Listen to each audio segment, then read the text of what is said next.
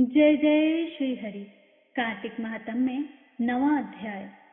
पृथु बोले, हे मुनीश्वर, आपने जो अभी कार्तिक के व्रत में तुलसी की जड़ में विष्णु भगवान का पूजन कहा है, इसलिए मैं तुलसी के महात्म्य को पूछना चाहता हूँ। वह भगवान को इतनी प्यारी कैसे हैं? हे नारद, वह कहाँ और कैसे उत्पन्न हुई? तुम सर्वज्ञ हो, यह सब मुझे भी बताइए। नारद जी बोले, प्राचीन काल में एक बार इंद्र अप्सराओं और देवताओं के साथ शिव के दर्शन के लिए कैलाश पर गए। वहां इंद्र ने भीमकर्मा नामक भयंकर एक आंख वाला एक पुरुष देखा। इंद्र ने पूछा, तू कौन है और शिव जी कहाँ गए हैं? ऐसे बार बार पूछने पर भी उसने उत्तर ना दिया। तब इंद्र अत्यंत क्रोधित हो उठे और बोले, तूने मेरी बात का कुछ भी उत्तर ना दिया, इससे मैं तुझे वज्र से मारता हूँ। हे दुर्मते, तेरा रक्षक कौन है? इंद्र ने ऐसा कहकर बलपूर्वक वज्र मारा, लेकिन इंद्र का वज्र तथा भुजाएं स्तंभित हो गई। इस पर इंद्र ने अति क्रोध किया। वह पुरुष स्वयं शिव थे। बृहस्पति ने प्रणाम किया और इंद्र को भी उनके चरणों में झुकाया। वे अति करुणा भरे शब्दों से रुद्र की स्तुति करने लगे। हे महादेव, दीनों के हितकारी, आप अपना क्रोध शांत करें और इंद्र को क्षमा प्रदान करें।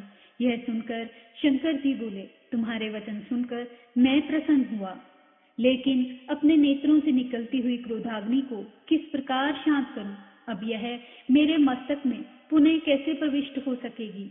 बृहस्पति बोले, हे दयालु, आप अपने नेत्रों की इस तेजोग्नि को कहीं अन्यत्र स्थापित कर दें और इंद्र का उद्धार करें। तब रुद्र भगवान बोले, तुमने इंद्र को जीवन दान दिलवाया है, अतः तुम्हारा एक नाम जीव प्रसिद्ध होगा। अब मेरी यह क्रोधाग्नि इंद्र को कष्ट नहीं देगी। नारद जी बोले, शिव जी ने ऐसा कहकर उस अग्नि को हाथ में लेकर समुद्र में फेंक दिया, जो गंगा सागर के संगम पर जा गिरी। वह अग्नि वहीं बाल रूप धरकर रोने लगी। उसके रुदन से पृथ्वी कांपने लगी और सर्वलोक से सत्यलोक सब बहरे हो गए। ब्रह्मा जी ने वहां जाकर देखा कि समुद्र की गोद में अग्नि बाल रूप में बैठी है। तब उन्होंने पूछा, यह अद्भुत बालक कौन है?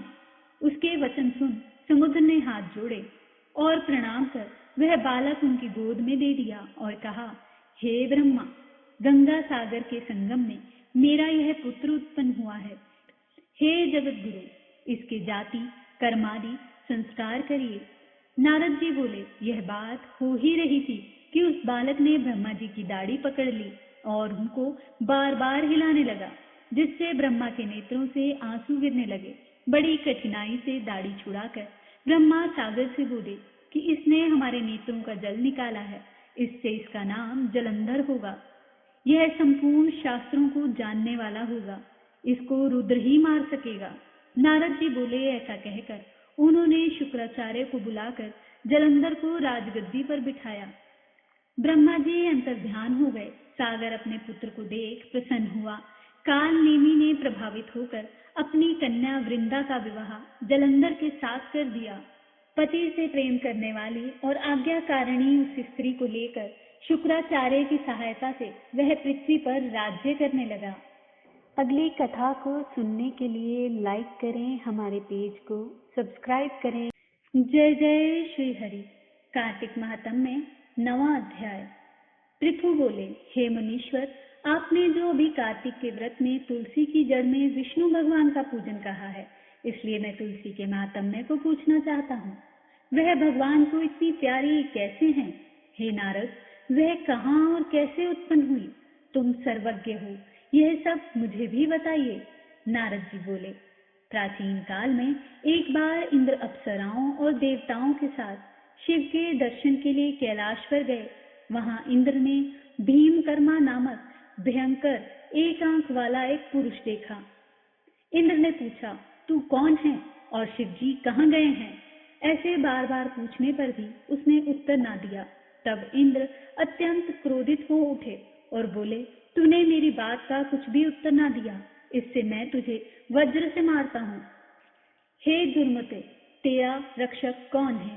इंद्र ने ऐसा कहकर बलपूर्वक वज्र मारा, लेकिन इंद्र का वज्र तथा भुजाएं स्तंभित हो गई।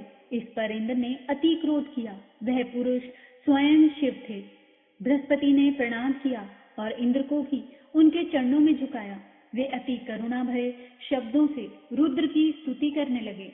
हे महादेव, दीनों के हितकारी, आप अपना क्रोध शांत करें और इंद्र को क्षमा प्रदान करें। यह सुनकर शंकर जी बोले, तुम्हारे वचन सुनकर मैं प्रसन्न हुआ, लेकिन अपने नेत्रों से निकलती हुई क्रोधाग्नि को किस प्रकार शांत करूं? अब यह मेरे मस्तक में पुनः कैसे प्रविष्ट हो सकेगी? बृहस्पति बोले, हे दयालु, आप अपने नेत्रों की इस तेजोग्नि को कहीं अन्यत्र स्थापित कर दें और इंद्र का उद्धार करें। तब रुद्र भगवान बोले, तुमने इंद्र को जीवन दान दिलवाया है, अतः तुम्हारा एक नाम जीव प्रसिद्ध होगा। अब मेरी यह क्रोधाग्नि इंद्र को कष्ट नहीं देगी। नारद जी बोले, शिव जी ने ऐसा कहकर उस अग्नि को हाथ में लेकर समुद्र में फेंक दिया, जो गंगा सागर के संगम पर जा गिरी। वह अग्नि वहीं बाल रूप धरकर रोने लगी। उसके रुदन से पृथ्वी कांपने लगी और सर्वलोक से सत्यलोक सब बहरे हो गए। ब्रह्मा जी ने वहां जाकर देखा कि समुद्र की गोद में अग्नि बाल रूप में बैठी है। तब उन्होंने पूछा, यह अद्भुत बालक कौन है? उसके वचन सुन समुद्र ने हाथ जोड़े और प्रणाम कर वह बालक उनकी गोद में दे दिया और कहा, हे ब्रह्मा, गंगा सागर के संगम में मेरा यह पुत्र उत्पन्न हुआ है। हे जगत गुरु, इसके जाति कर्मादि संस्कार करिए। नारद जी बोले, यह बात हो ही रही थी कि उस बालक ने ब्रह्मा जी की दाढ़ी पकड़ ली और उनको बार बार हिलाने लगा, जिससे ब्रह्मा के नेत्रों से आंसू गिरने लगे। बड़ी कठिनाई से दाढ़ी छुड़ाकर ब्रह्मा सागर से बोले कि इसने हमारे नेत्रों का जल निकाला है, इससे इसका नाम जलंधर होगा। यह संपूर्ण शास्त्रों को जानने वाला होगा, इसको रुद्र ही मार सकेगा। नारद जी बोले, ऐसा कहकर उन्होंने शुक्राचार्य को बुलाकर जलंधर को राजगद्दी पर बिठाया। ब्रह्मा जी अंतर्ध्यान हो गए। सागर अपने पुत्र को देख प्रसन्न हुआ। काल नेमि ने प्रभावित होकर अपनी कन्या वृंदा का विवाह जलंधर के साथ कर दिया। पति से प्रेम करने वाली और आज्ञाकारिणी उस स्त्री को लेकर शुक्राचार्य की सहायता से वह पृथ्वी पर राज्य करने लगा। अगली कथा को सुनने के लिए लाइक करें हमारे पेज को, सब्सक्राइब करें हमारे चैनल को और अपने मित्रों तक पहुंचाएं।